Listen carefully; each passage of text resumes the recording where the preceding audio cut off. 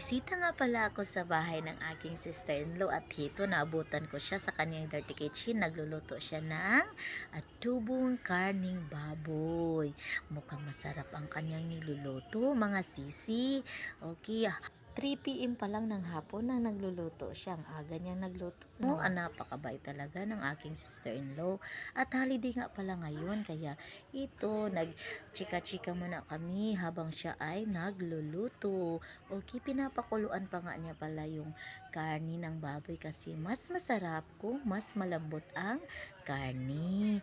Yun, hinalo-halo ko. Ako ang naghalo-halo niyan, mga sisi. Proud pa nga ako, char.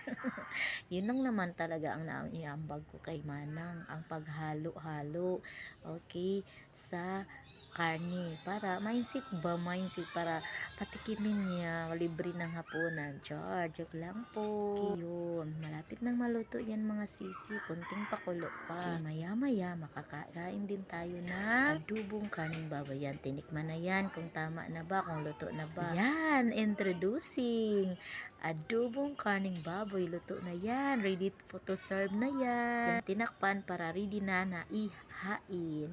Okay, thank you for watching. Bye!